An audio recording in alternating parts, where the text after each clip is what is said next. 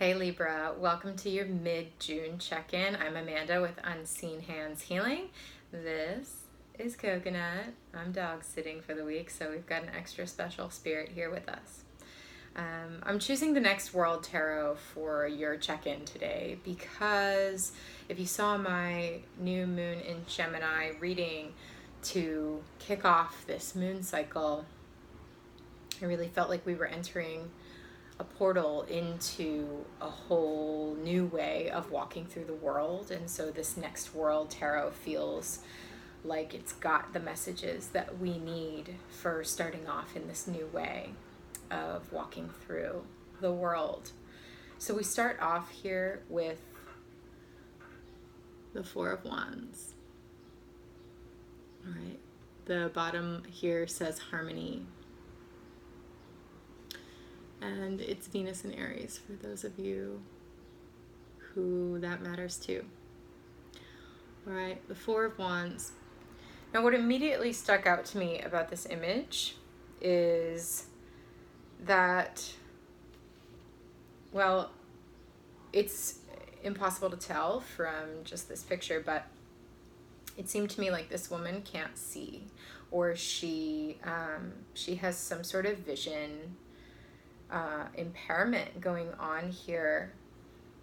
Immediately I felt like she looked blind, and she was playing this music, really feeling it and really listening to the sounds that she was making. And I felt like the sounds she's making are causing these plants in the foreground, these little wildflowers, to rise up. There seems to be something about the sound that's creating waves. It's like I can almost see the sound causing wind to circle around and blow these blooms all through the air. This person's hair is blowing in the wind. Whatever sound that is coming out of this instrument that she's playing is just making waves. Okay, so that is the first sort of images and pictures that I get from this card. I also noticed that there's a prosthetic leg on her left foot here. The Four of Wands is all about structure. It's all about finding the structure that offers you your joy, that can house your joy. There needs to be freedom when it comes to joy and when it comes to the expression of our happiness. And freedom is joy. They really are the same. In order to feel that freedom and to understand what freedom and what joy really means to us, we have to bump up against structures to sort of find where we end and something else begins. This is really speaking to me here with the freedom of music, the way that sound travels beyond those limitations and those structures. It's like once we have this very open, mind you, structure in place, the traditional Four of Wands in the Smith-Rider-Waite Tarot is just four poles with some like flowers connecting them in a completely open space. So there's structure in place for a ton of freedom of movement within that structure. And I'm getting that same feeling here with the sound. It's like there's a structure in place. She's standing on this deck, and there are four posts here, four wands behind, but there is so much freedom for that sound to travel wherever it needs to go, beyond the limitations And music is also something that is an expression beyond our human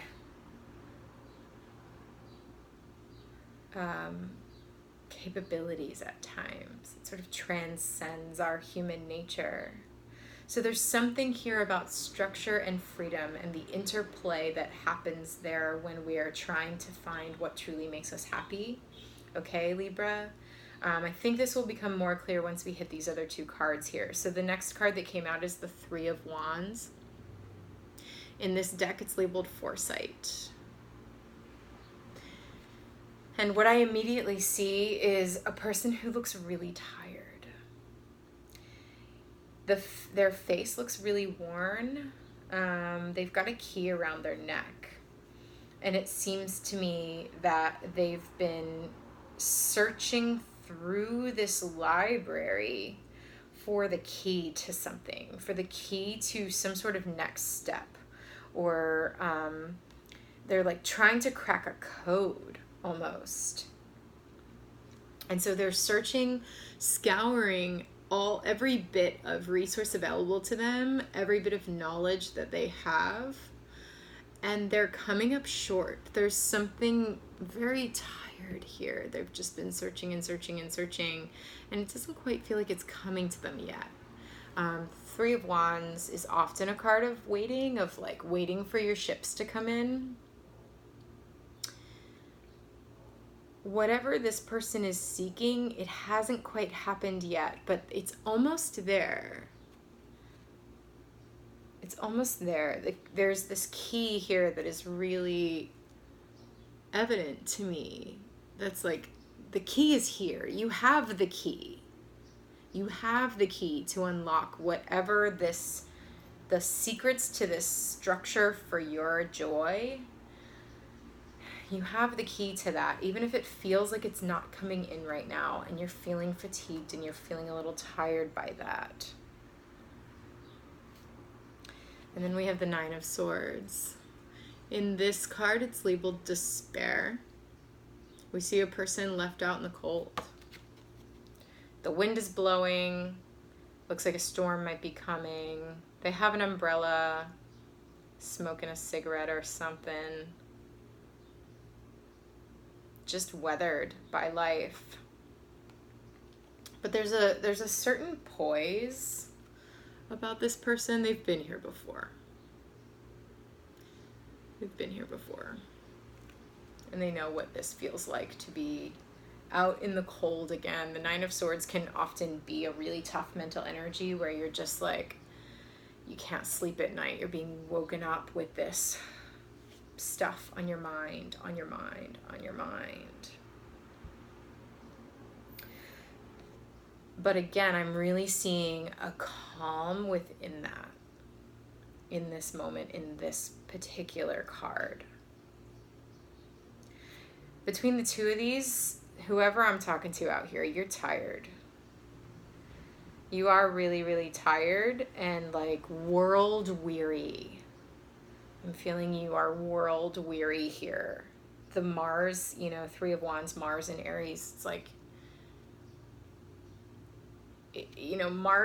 Mars is born to be in Aries. That is the perfect house for that action-oriented energy. And yet this person looks so tired. And the action isn't quite happening here. And then Mars and Gemini, those like mental wars that are going on with this I'm getting such a seeker energy. Okay, so whoever this is, you are tired of this this pursuit of the key that's going to unlock this freedom for you. And I think what you need to do is put down the fight. Like these two Mars cards, lay down the fight. Ease out of the Mars energy and feel into this Venus energy. It's like put down the sword, put down the staff, and pick up the guitar. Pick up the accordion. find a different way in, and I think it's going to look nothing like the structure that you are used to. Okay, I'm getting it. You're trying to build a structure for your joy. But the old structures that you are used to, the old ways that you are used to seeking things out, it's not going to fly here. It no longer applies in this moon cycle, in this way off into the next world, into this new life for you. These old structures don't work. So you put down the put down, and then I just blew down your name tag here with my breath. Interesting. And it does not want to come back up.